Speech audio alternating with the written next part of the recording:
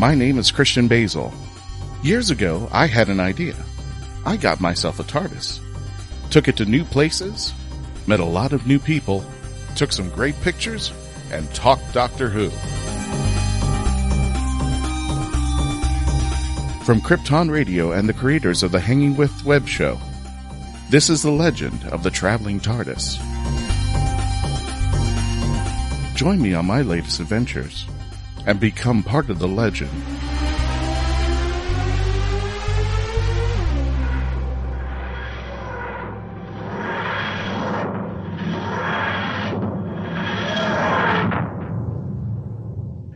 Hello, ladies and gentlemen. Welcome back. For some of you, for just joining us, welcome to the Legend of the Traveling TARDIS radio show. My name is Christian Basel. We've got an all-star cast here today, that my friends of panels, who are going to be here to be reviewing the episode where Jodie Whittaker actually visits the Klingon world of mining. No, that's another Praxeus, isn't it? That's a Praxeus. Yeah, I see. See, everybody caught it. See, everybody caught it. That's good. That's the first thing I thought of. I'm sorry. That was the first thing I thought of when I heard the word Praxeus. I'm like, oh, she's actually leaving Earth for the first time in the second season, because she hasn't left Earth yet. She's been going in and out of Earth. But yeah, Spyfall, Orphan 55, she hasn't left Earth yet. Nicole Tesla, no, she hasn't stepped one foot off the planet. So anyway, back to what we were talking about. We're going to be doing our review of Praxeus, the episode that just premiered.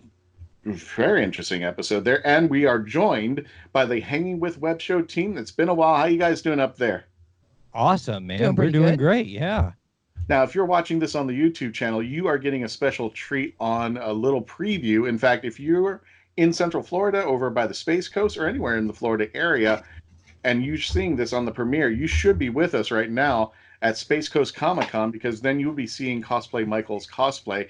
Now, Garrett, explain to me what I am seeing over here for the folks on that are not on the YouTube channel. But if you don't know what that thing is or who that is, please, we're going to have to punch your geek carpet a little harder. Well, there. You know, we were going over the guest list with Cosplay Michael of the different guests that will be at Space Coast Comic-Con. And one of them was actor Gil Gerard from Buck Rogers and the 1979 film Buck Rogers and the 25th Century. So we explained to Michael who that was, and to do that, we have an NBC streaming app. So we streamed a couple of episodes for him, and he really dug it, and he really dug the little robot Twiki. And so he said, "Hey, can we do a cosplay of Twiki?" And I said, "Well, I don't know. I don't have that amount of skill." And as you see, I really don't have that amount of skill. If you're watching the YouTube channel, you can see my lack of skill is demonstrated. But Michael sat down with me and we cut This is his very first EVA foam build. Most of what we do for Cosplay Michael is done in craft foam, because he's so energetic and he moves around so much, it needs to give a lot. Otherwise, he is brutal on his cosplays. So this is the first build he's done with EVA foam, and he sat down with me and helped me hot glue and everything, and he was able to stick the lights in his Dr. Theopolis here, which I explained off the air to some of our traveling TARDIS team members.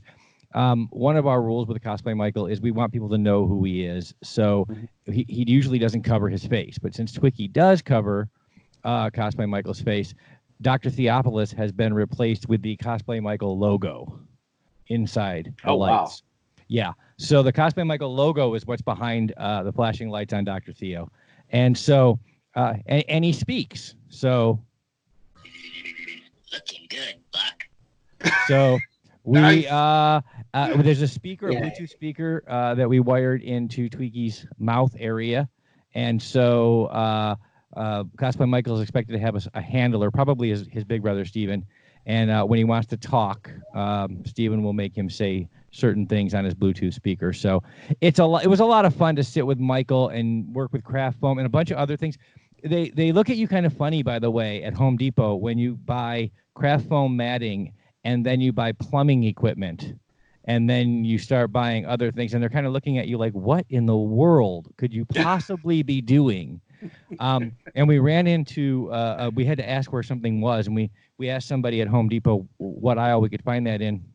And after about 3 different unconnected, weird questions, he finally said, "What are you going to do with all of this?"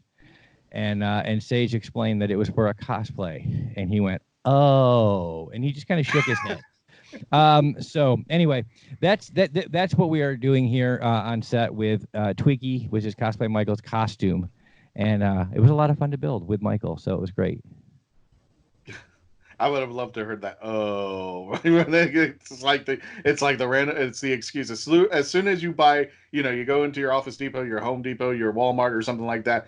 Get all your stuff out there, and they're looking at stuff that doesn't even, like, you got paper, you got ball bearings, you got WD-40 and piping and stuff like that, and you're walking out, and they're like, I don't want to know. Yeah. Well, it's good. They do. It's good that they ask, because they either have to ask you or put you on an FBI watch list, because you have all of these unconnected things, and they're just worried you're going to build something dangerous.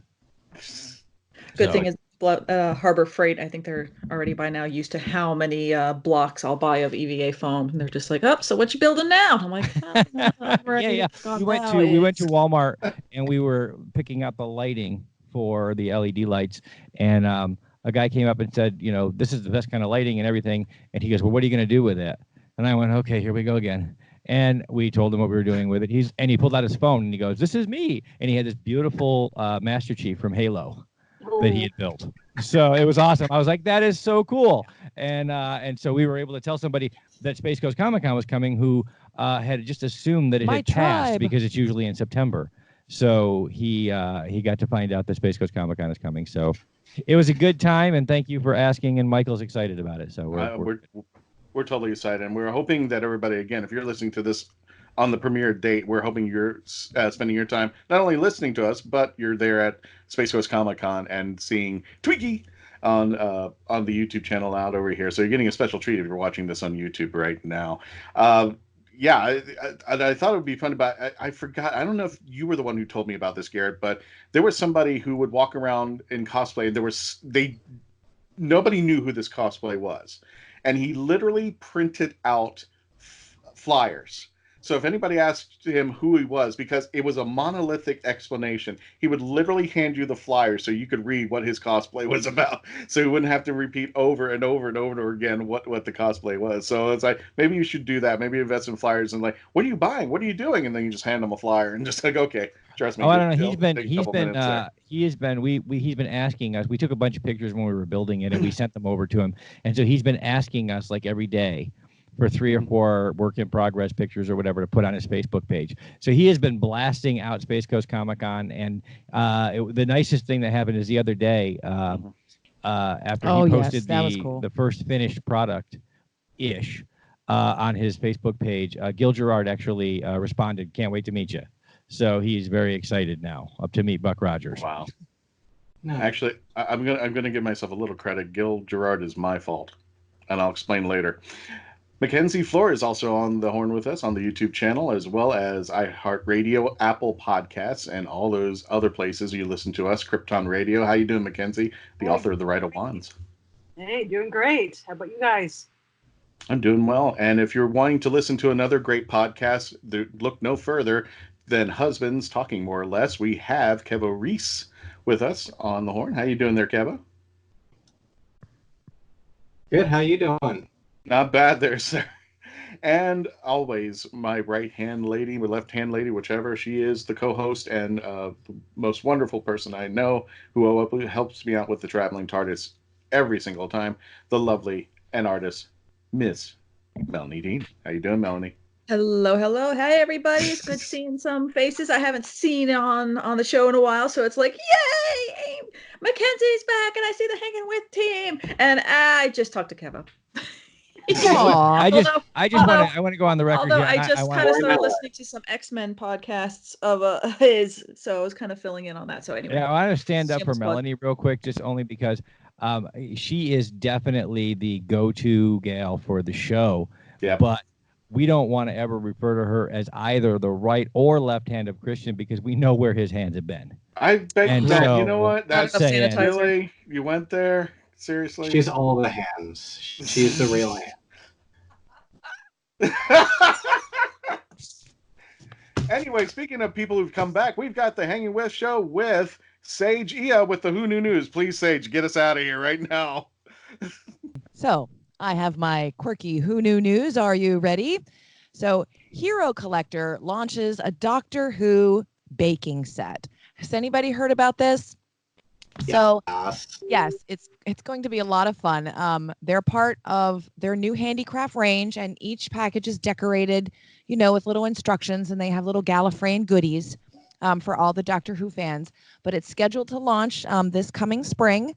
We have the Tardis and Dalek cookie set, so you can make little tasty Tardis cookies, or you can bite into little Dalek cookies, and that'll be fun. And it has the cookie cutters and a Doctor Who themed apron that comes with it. There's a tea time Lord's cookie set, right? So that's a little biscuit container. It has more cookie cutters in it for the 10th, 11th, 12th, and 13th Doctor, plus a Doctor Who tea towel. And then there's the monster cookie set, because what could be better than that? And that one has the Cybermen, the Sinatrans, the Weeping Angels, and the Silence. That's an interesting cookie. And then they have another tea towel that comes with that. So they'll be on, if you're out in that way, they'll be at the Birmingham Spring Fair or the New York Toy Fair. So actually, I think the New York Toy Fair is already passed. Or is it coming up? No, it's coming up still. So it's the one in Birmingham that's happening actually right now. Yes, in the future, whenever. I don't know. I can't keep track of time. So... I bet those all right, so then we're going to go on to something slightly different, and this is from the Edinburgh News, and it's where to bid for a unique illustrated Doctor Who script that was signed by Peter Capaldi. Oh, it's illustrated? It's illustrated? That's what it says, yep. He went to school for art. FYI, if our listeners don't know, he has his degree and went to art school. He did not go to acting school. He went to art school. So for it to be illustrated just made me go, wait, what? It was actually, yes, personally illustrated, and it's for the online charity auction to celebrate the return of Capital Sci-Fi Con that's going to be happening. Of course, all proceeds go to children's hospices across Scotland.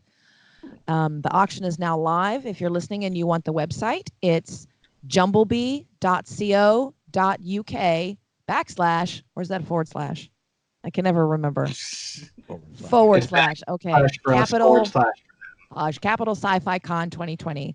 And I'll drop that in the description of this radio show so you can find it if you want to click on that for a chance to win. Do you happen to know which episode off the top of your head? I do not. It didn't say. Ooh, maybe he's got multiple ones. That would be... Mine and I are going to fight. I think Kevo needs a moment to himself. I can see it on his face. It's there. A little bit. So... Okay, I have one last thing before Melanie boots us off to commercial.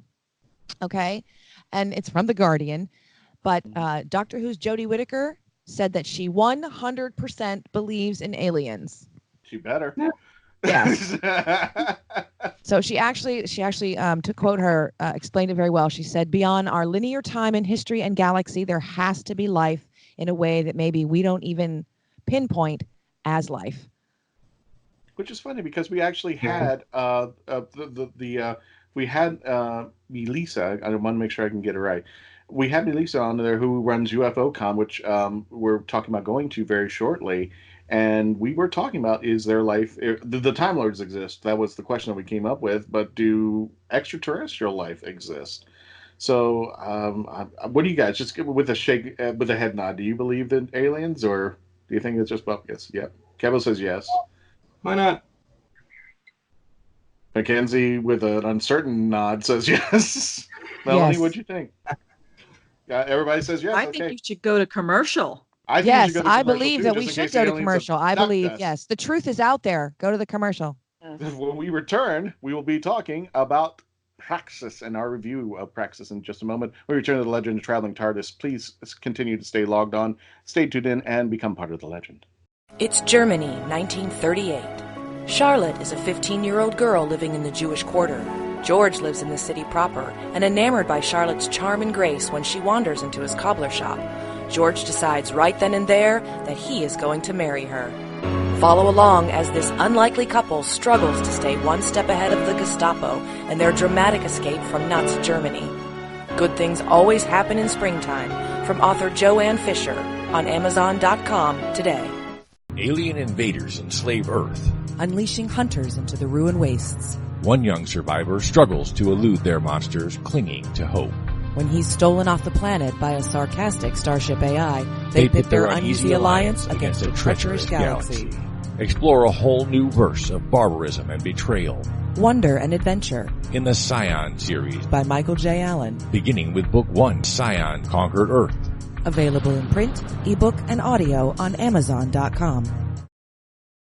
Ladies and gentlemen, welcome back to the Legend of the Traveling Tardis radio show. If you're joining us on the iTunes channel, you are getting a little treat of Cosplay Michael's cosplay that's going to be taking place here at Space Coast Comic-Con, and you should be out here if you're in Florida. Check us out over there.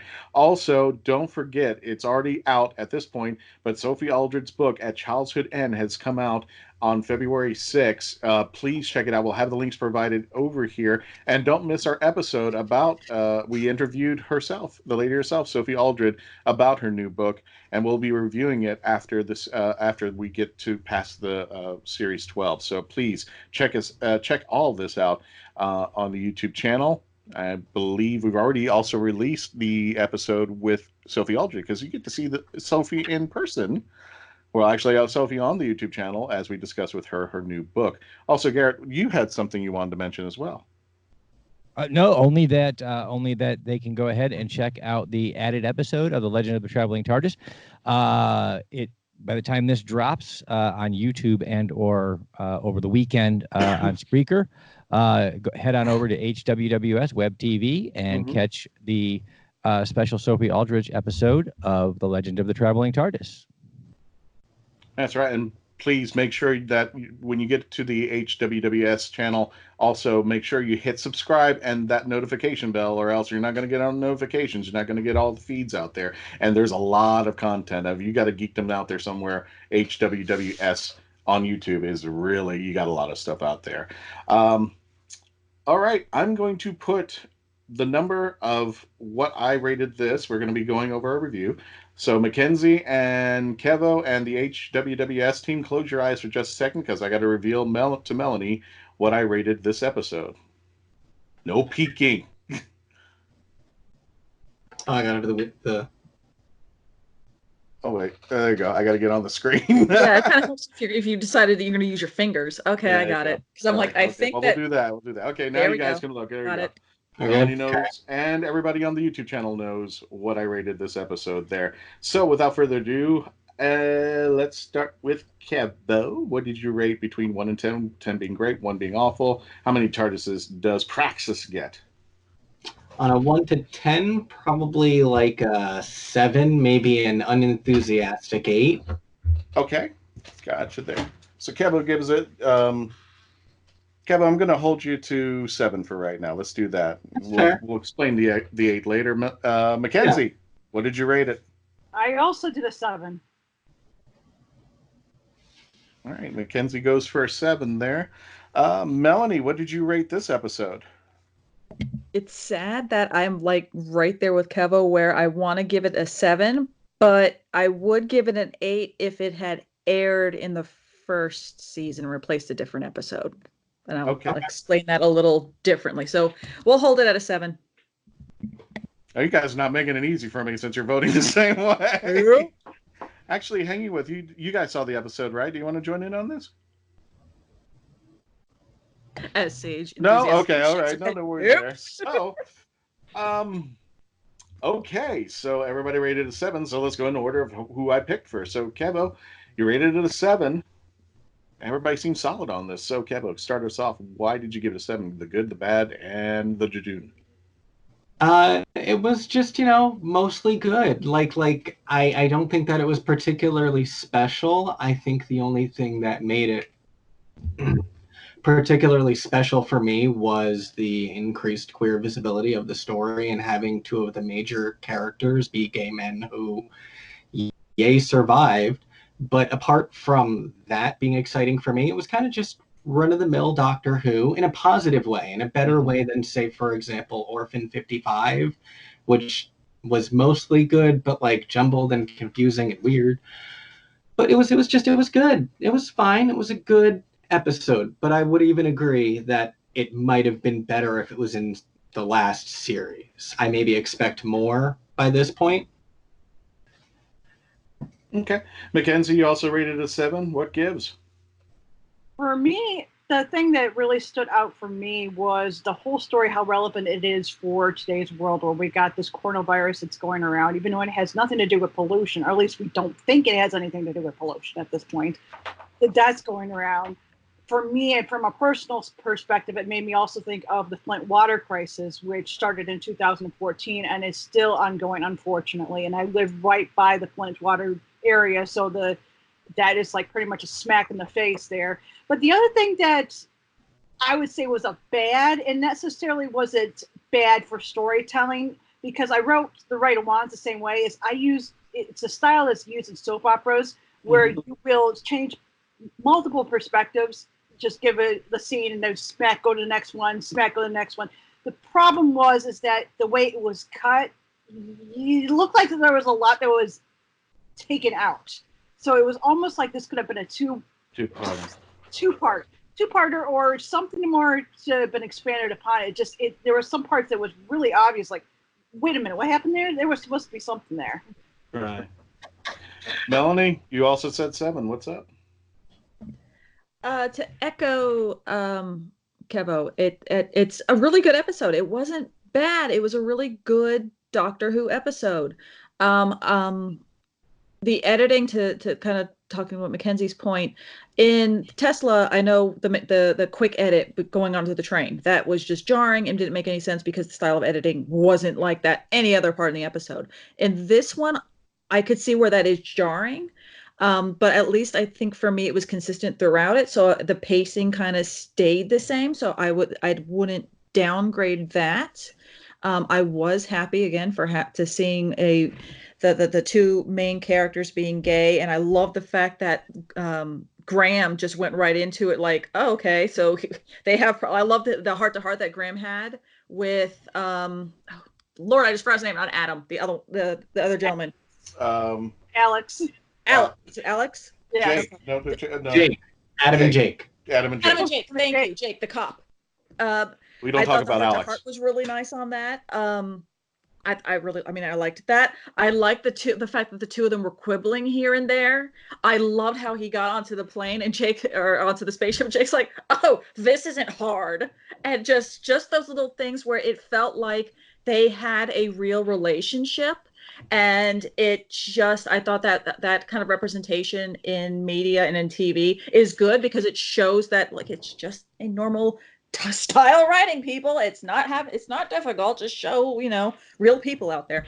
So I really like that. The drawback of that I didn't kind of like was I wasn't too keen on that it was a blood poisoning for a gay male. And for me, at first, yeah. as a hetero cis woman, even if I was kind of going, that's kind of AIDS-ish, and I'm thinking that, I'm sure that people who are within the community probably saw that correlation a little bit more. So I think it might have been a wee bit tone deaf, but I get that with microplastics and stuff, how it would have had to be in the blood. Maybe you could have maybe posited it like within the musculature or something. I don't know, but that was the only part that made me kind of go, I don't know about this.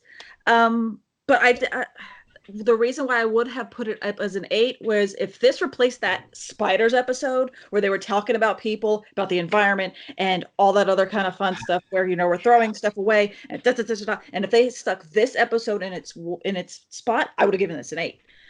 But I also still have a little bit of that, okay, we're being preached again about another current crisis when it comes to the earth, or, that kind of thing. Not too preachy. I'd still love the episode, but I think that the average to non-average Doctor Who fan is going to get tired of the whole, they're ready to yell the word preachy really quickly. And even though this was really, really well written, I think it's another episode just that's out there again. But again, I really did like this episode. I'm still solid, great 7.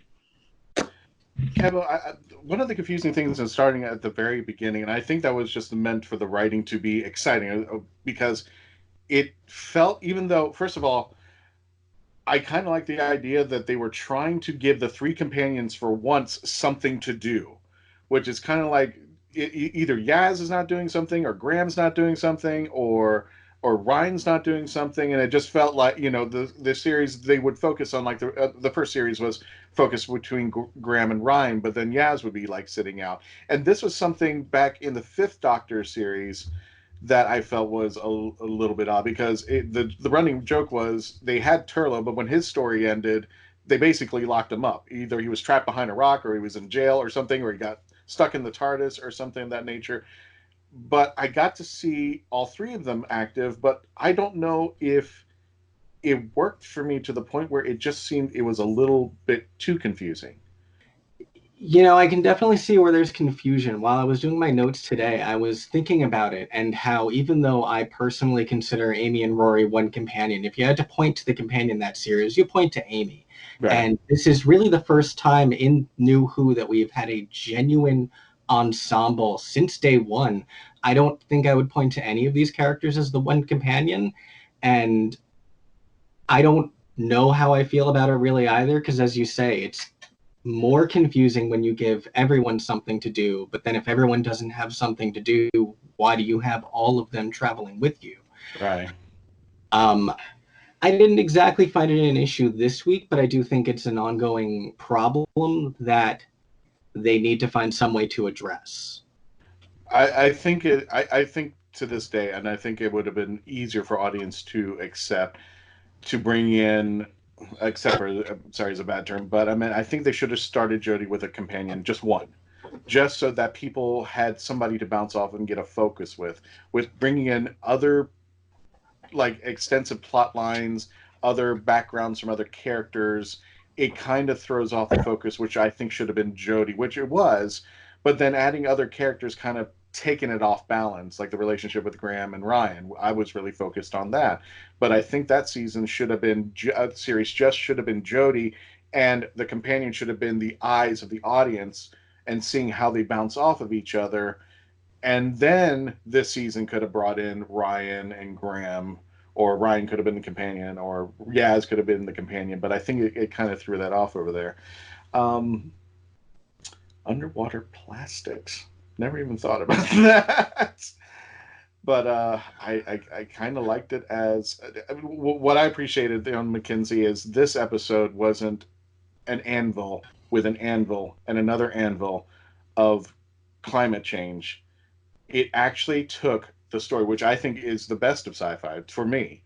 It takes what the message is, wraps it in a great sci-fi story, and you're being entertained the whole time, and you're not even aware that you're hearing a message until the very end, and it makes you think, and like, oh, I never even thought of that. I think that's a pretty darn cool idea, and it's like, you know what, maybe I should make some changes on how I do things. Now, before you answer any question or bring up the subject, we're on a hard break. When we return, we're going to hear what Mackenzie says to my thought process on plastics when we return to our review on Praxeus. So please stay logged on, please stay tuned in, and continue to become part of the legend. Now on Amazon.com, iCoin from author Jeremy Mosby. It's an alternate reality, and the leader of the planet iCoin is none other than Benjamin Franklin. When corrupt officials threaten not only iCoin but the Earth as well, an unlikely chosen one, Jeremy, must face dark foes to save the Earth and iCoin alike. Author Jeremy Mosby takes readers on a superhero's adventure through this compelling and imaginative alternate universe. Get iCoin on Amazon.com today. Jackie Sonnenberg's My Soul to Keep is a ghost story rooted in the realities of actual cults. When 13-year-old Sky Monroe arrives at her new boarding school, all she can think about is death and connecting with the afterlife. Soon she discovers her school's spirituality group, the Guardians of Light, and they have a secret. They can speak with the dead, and the organization is a cult. But this isn't Sky's only problem. The campus house where Sky resides is haunted, and even the ghosts have an agenda. They intend on getting the souls they want. Filled with mystery and intrigue plucked straight from the headlines, author Jackie Sonnenberg's research and attention to detail give this ghost story an even more eerie atmosphere. Find My Soul to Keep on Amazon.com today. And welcome back, ladies and gentlemen, to the Legend of the Traveling Tardis. My name is Christian Basel. We're here with the Hangin with Web Show radio team. We're here with Mackenzie, Flohr, Arthur. We're here with Husbands Talking More or Less podcast with Kevo Risse. And we have my friend, an awesome friend, artist, Melanie Dean. Mackenzie, I don't even think I phrased the question out there, but I guess the question is, was that a good plot device to bring in? And do you think it was less of a anvil hit using what they came up with as far as plastics are concerned there? Yes, I definitely felt it was done in a way that was more sci-fi. It wasn't really, while it could be considered preachy, it was relevant. And it's similar to what you would see in something like in Star Trek, where I felt it really fit. I honestly would even substitute Orphan 55, where that storyline was, and put this episode there instead, and maybe even get rid of Orphan 55 altogether, because it just seemed like this was what they were trying to do with the perceiving and explaining that whole entire what the environment's happening without it being like shoved in your face. Well, well, let me take it back there. I don't think Orphan 55 should leave. I think it should be tweaked. There's a lot of these stories, I think, if they had just tweaked them, I think Orphan 55 should not been Earth. It could have not just been Earth, but also I think the story should have been between, I think, Kane and her daughter. And I thought it would have been an even better story. And you could keep the climate change thing, that the mother had built this shelter in this paradise for her daughter to live in. But it turns out that this shelter has been screwing up the environment around it and been hurting people. And not only that, but the people inside are also getting sick as well. And you could have brought up the global climate or the climate change or something, to the fact that parents want the best for their kids, but sometimes, you know, the kids see and looking like, Mom, I know what you're doing and I appreciate that, but look what's happening to the environment. Look what's going on there. Then it kind of made sense why the daughter wanted to, you know, blow up the place and such like that and say, I can't do this, Mom. I appreciate your love. And I think if the focus were on those two and using the climate change in the storyline somehow, I think that would have made a better story. But it was just a cluster with an anvil drop. That's just my take on that. That's my resolution to what I think Orphan 55 should have been. That would have brought it more Doctor Who. But I'm sorry, I didn't. Go ahead, Mackenzie. You keep going on that. I'm sorry.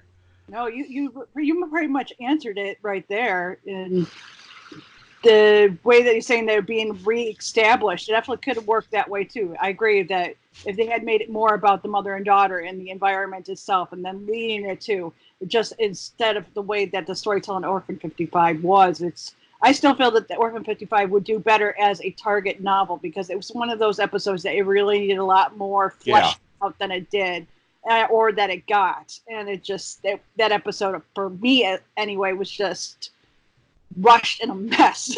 Yeah. So there was just a heck of a lot going on, Melanie, and this may be the reason why, one of the reasons why I rated it the way I rated it, is because, as I was talking to Kevin, there just was too much going on and I couldn't even focus. And I wanted, Kevin, please don't hate me about this. I felt at times that there were, like in Orphan 55, there was a lot going on and they had a lot of characters that left it unfocused. But with this story, I think they had spent a lot of time with these, with our characters, with I got to get their names right. I want to make sure I get their names right. Jake and Adam. But sometimes I think the story hit the brakes too hard. There were times where I think it escalated. It definitely helped the story. It was really a nice relationship. It developed them so well. But there's this like urgency that was going on. And I think it sometimes hit the brakes too hard, where they were focusing on those two. And like I said, I really appreciated that they were looking into this, but I think they went the other way, whereas they were focusing too much. And I think the story, it should have been a two-parter.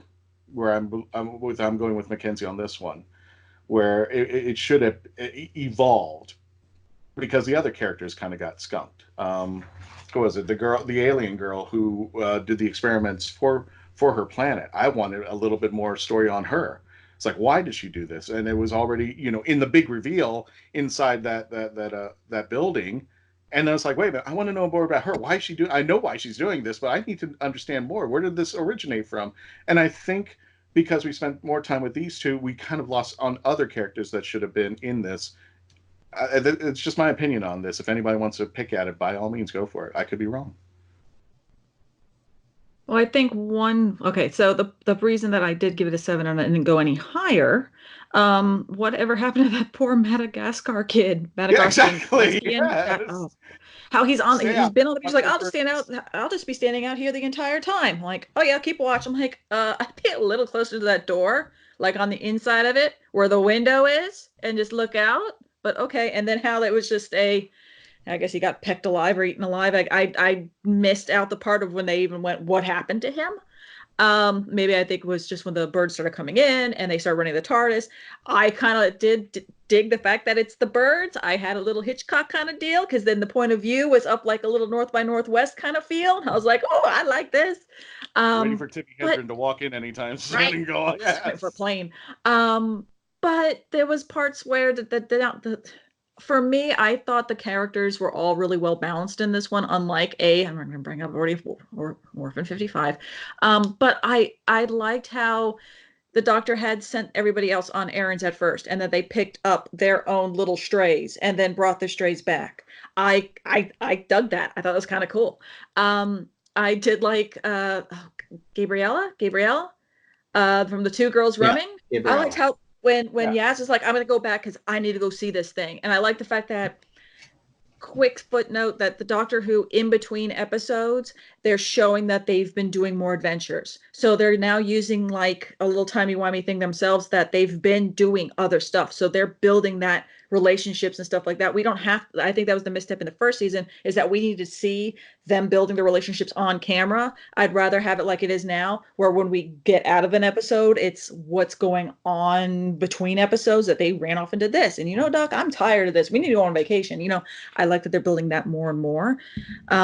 But another downgrade, because the first thing that when Adam comes down with the virus was why aren't you in the TARDIS fixing it in there? Why are we going to some shanty on the beach to check out her bio equipment? And, oh, that's cool. She's able to go ahead and resequence an entire, strain and go ahead and make that into a new virus. For my brain, I'm not the biggest science person, but my sister works in science. So sometimes when she talks shop, I can kind of get it, because she has a master's in microbiology. And I'm going, did this seem weird? And she was like, let me tell you what was wrong with all of that. I'm like, okay. It is science so that's fiction. kind of, those little things made me go, why is TARDIS or trailer on the beach? Yeah. But yeah, just me.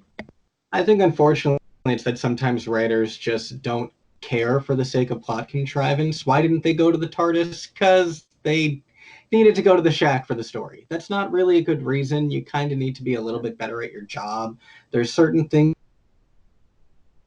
to be forgiven for the sake of the fact that, like, they basically deliver us a small movie every single week, but, come on.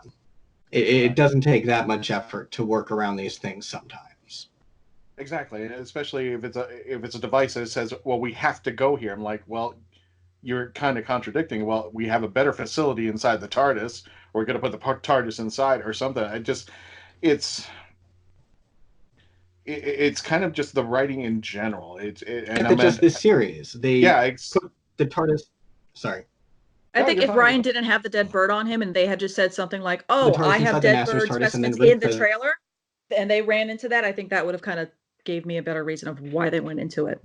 Yes, and thank you for even saying that, because that was one thing that really threw me off. I'm like, wait a minute, why is he dissecting the bird, and why is he responsible for having to do these certain things? And then we had, of course, the two girls originally when they were camping out in all the garbage. I'm like, who on earth would camp in garbage like that? It just logically didn't make any sense. Thank you. I think they Thank you ended for up saying using that. that edit of her waking up and that the other one snoring because almost like to a comedic effect, because it was like, well, she lost that argument. But I think this was a misstep for at least Chibnall and the whole production design team and Who. And if you want to put your stamp on something with the TARDIS, we could have seen the med bay. We could have seen a little bit more of the TARDIS than just the control room and the wardrobe and some other little ancillary things we've seen here or there, like when Amy and Roy are running away. I think that was kind of like a little missed opportunity. We could have seen a little more of the TARDIS. Oh, well, wishful thinking. Maybe later. I really did still like this episode. It's sad that I have to keep saying this out loud. But, I mean, I liked the birds. I liked the plastics. When they started going into the microplastics, it made sense to me that it was with, oh, well, where's the most plastics in the world right now? Floating on the ocean. Right. Those I thought were really cool. And I was really afraid that they were going to get preachy with it. And to back up Mackenzie, they really didn't. They didn't go preachy. It was all, they used stuff that was already in your head, where you already know that there's a floating garbage. There's 3 of them floating around the world right now. And the second that she started, I was actually thinking microplastics before she said it. So it's all stuff that we already kind of know without using, preachy kind of buzzwords, because it's inherent, people. There's a lot of plastic out there. Well, I try not to read. I try not to read other people's comments and stuff like that. I try to stay out of them for the most part, because when I do these shows, I've mentioned in the past, I don't want to be influenced by what somebody else says. And I jokingly even said, at the beginning of this episode, can we leave Earth? I'm hoping the next episode is not on Earth. Even when we didn't think we were on Earth, we were on Earth. I'm like, we're not in the John Pertwee series. We can go outside of Earth. We can do other things. And I did appreciate when they went back to see Nikola Tesla, but I'm just like, can we just have one episode where we just leave? Well, can I just say, there was anybody else excited that when he's about to blow up on the ship, and you're just kind of thinking, and tell me if anyone else thought this going, you did it with Jack. The Ninth Doctor saved Jack this way before the TARDIS. Yeah, I knew that was going to happen. I was just like, you could get him. You just showed Jack Harkness on the previous episode. Do not fail me, people. And then they went ahead and got him. Like, yes. Sorry. Yeah, I was like, why wasn't Jodie in flight? But I guess we had to have that moment where Jodie was still questioning, well, could I save him like that? Like, no, you did this. Dramatic. Yeah, you were the empty child. You did this. The Doctor dances. You saved Jack, so you're gonna save him too. But I'm like, okay, I guess we're doing it for dramatic effect, and we were trying to. Because the whole time it was in the episode, the Doctor dances. Right. So you're used to seeing the mummy masks and all this stuff. So in my brain, I'm like, this is not foreshadowing when something has already happened. Backshadowing? I don't know. Amy, what's the term? Well, our bad guys were wearing masks. Mackenzie, what's the term? So there, if you think forward, it would be the foreshadowing. It's more of, I'm going to have to use the word nostalgic in this case, because it made me think of Adric with the Fifth Doctor, how in that case he wasn't able to be saved with the Cybermen because the console was broken. And a lot of fans that are from the classic tend to forget that I'm like you, Christian, where I don't like to read other people's comments to affect me, and that was one of the things that almost. My Twitter feed was full of this about Adric, and I'm like, but that's why he didn't make it, was because the console was broken. And even the Doctor said, the console's broken. Yeah, exactly. So I just... Well, when we return, we're going to be going over what everybody's going to take a stab at what they thought I rated. Well, I guess it'll just be Mackenzie on this one. So when we return, we will give my rating and we'll read your comments as far as the Traveling TARDIS polling when we return and finish up our review of Praxeus. Please stay locked on, please stay tuned in, and always become part of the legend.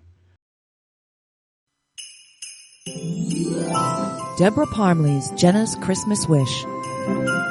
Santa, if there's one thing I want for Christmas more than anything, it's someone to spend Christmas with. Someone who really wants me to be there. Head to the mountains of East Tennessee, with romance author Jenna Hart for a Christmas writer's workshop. Since her mother passed after a long illness, Jenna has had one wish. She doesn't want to spend Christmas alone. Meeting Niccolo Maldini, cover model and actor, could make more than Jenna's Christmas wish come true. Unless Ember, Niccolo's ex-girlfriend, does something crazy to stop them from being together. It's a mountain Christmas romance you won't want to miss in Deborah Parmley's Jenna's Christmas Wish. Now on Amazon.com. And welcome, ladies and gentlemen, as we do our wrap-up for our review of Praxeus. So, Mackenzie, what do you think I rated this episode? Oh, well, I know Orphan 55, you rated it a 2, if I recall. So, and it seemed like you liked it better. I'm going to say that you went like a 5. Okay. Kevo, what do you think I rated this episode? Hopefully probably around the same. You seem to like this better than Orphan 55, so maybe even a little more north. I'm going to cross my fingers and say maybe a 6. Okay. Melanie, hold up. Show them what I rated this episode. Hold up. You didn't... Good Lord. You remember the number? No, just put your fingers up. 6, yes. Kevo's right. I rated it a 6. Okay, I think I have so many timestamps down here on papers. I'm like, I know I have a 6 somewhere. Hold on.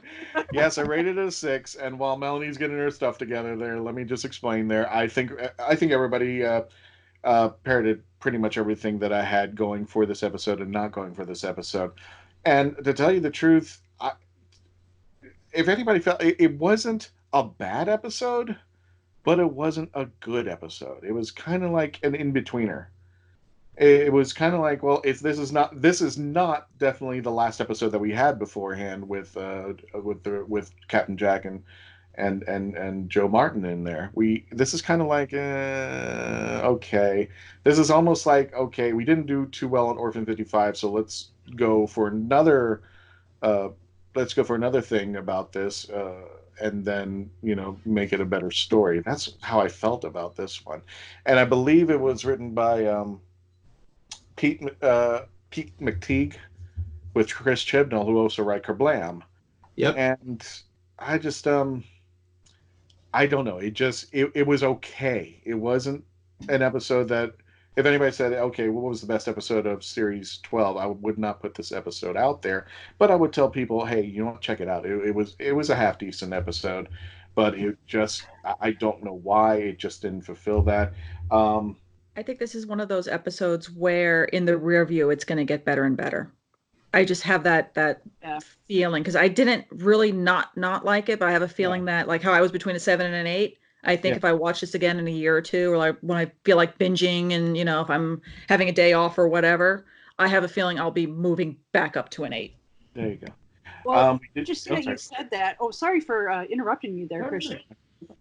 I actually did a binge watch prior to watching this episode after I watched the first time, because I'm like, let me look at Orphan 55 again. Was there something more that I missed that makes more sense now? And the one thing I did note, I did not catch that everything has been on Earth the entire time. But one thing I did catch was that the theme of perception seems to be coming in, where it's either the person is being perceived in this case, like the astronaut, that he's so much better than his partner in this case because he's an astronaut, and the other fella he feels like he's a nobody, so he can't stand up to it. Or you have the perception of, like with Nikola Tesla, where he is perceived to be a weirdo or crazy guy when it's not even the case. So it's interesting that perception seems to be very common going on. And even now we've got the Joe Martin doctor, where is she really a doctor, or is she somebody pretending to be somebody else? I'm thinking she's pretending to be somebody else, but we'll find out, I'm sure. And here's the strange part about with Jake and Adam, and not in a bad way. I understood why they loved each other, but I didn't understand how they fell in love the way they were talking. I just don't know how those two got together. It's just... I actually, when we thought that Jake might die at the end, for as much as I abhor any sort of bury your gays trope, I was like, all right, well, the other gay guy didn't die of a blood pathogen. They clearly loved each other, and it would be a noble sacrifice. And frankly, their relationship is a little toxic. So, like, I don't know why we're supposed to root for them entirely, other than, you know, they portrayed it very well and had great chemistry. That definitely helped a lot. Oh, like I said, I could tell why they loved each other. I just don't remember, unless they got a dating app. I don't know how these two got together in the same room together. The way that it's gays, you never know. Okay, they met through friends. They met through an app. Like, no, that's fine. You know, and I want to address something you said earlier. You jokingly were like, you know, I'm sorry, I felt like there was too much focus on these characters and not enough on the other characters. And I even think that you could be right, but I'm also not sorry for that if that happened to this episode, because I keep thinking back to the fact that the first time the word gay was said on Doctor Who was in the first episode of the revival. Mm-hmm. The first queer character that we met was Captain Jack, and then no one since then. I think about the fat and thin gay husbands in A Good Man Goes to War, where they didn't even have names, but we're supposed to sympathize with them, and then one gets their head cut off. Like, I think about all of the ways that queer characters have been not even necessarily intentionally mistreated by the franchise, even since the revival, but a little bit maligned, a little bit kind of sidestepped. We didn't get the first, like, regular queer companion until 50 years after homosexuality was decriminalized in the United Kingdom. That's a really long time. I'm not trying to down the representation at all. What I'm saying is the way that the story written didn't help. And like you said, now that you bring the past up like that, it's kind of like, okay, so if you're going to bring them up in a positive light, you're going to cut the head off of one person, you're going to make it a random joke in another. Let's go ahead and bring this up and talk about it. And I think the other time was that one with the man who got pregnant? That one was that? That was last year. Yeah. Mm-hmm. So I mean, it's coming out, but I get your point. It's not a representation that is worthy of what should be established there. Guys, if you want to shout out your number, we had the Traveling Tardis poll. What people think about Praxeus? We had 100 people vote. Melanie, what do you think we got as far as positive percentage out of those 100 people? Good thing is I haven't watched anything because I didn't see it until today, so I've been avoiding spoilers. I'm hoping that most people, I'm going to say around 65% of people liked it, if it's kind of going around the same way as our ratings. All of our ratings tend to be skewed. Kevo, what do you think our 100 people said? I think I voted, so I don't know if I should be allowed, but I'd say probably around the same. Probably not, too high, but nothing failure. You're going to hit 65. Mackenzie, what do you think? I was thinking, just based on the feedback, what I have observed, seems that most people liked this one over Orphan 55. So I'm going to say it was probably out of 100, more like 70. Okay. Well, Melanie and Kevin would be right. 65. Hit it on. 100 out of the 100 people. 65 of those people actually positively said they liked it. Our good friend Faith Kelly, who's been on the show once, our favorite 13 cosplayer. It was good. It was nice to have a little break from all the confusion with the current story arc, and enjoyable. An episode unrelated to it, but the trailer made it look better, I thought. But like I said, still good and enjoyable, which I actually agree with that. The trailer did make it look really good, and then when you finally get to watch it, you're like, I'll watch the trailer again. Does anybody agree with Kelly? I totally agree with you. I felt when the very first time that we were watching it that it was going to be more of a continuation of all the strange things that happened in the previous episode, and so it was going to suddenly, now things were like in storytelling. You have the arc that it goes up to a certain point and then it hits that high point and then it starts going down. I felt like, okay, we're climbing up the hill right now and we're getting to that part, but it never got there. I think we're just kind of like the guy that in Price is Right, that's the I know what you're talking about. When it's start yodeling. And especially now that we're coming close to the 2-part series finale, you would think at this point we'd probably get some kind of reveal or some kind of story arc, little teaser. But no, or at least there wasn't one that I saw in there. So I guess I guess Praxeus. I guess we're kind of in the middle of the road on that, but it wasn't good. It just wasn't bad. But or I should say, it was good, but it was bad in some relationships. But I'm hoping the next episode will be great. Folks, we are running out of time as always. But hopefully, if you are in the Florida area and listening to this as it premieres on Krypton Radio or drops into your whatever you're listening to us through us, please. Catch us over at Space Coast Comic Con with the Hanging with Web Show team. Everybody will be out there. Melanie's going to have her art out there. Please, please, please check it out.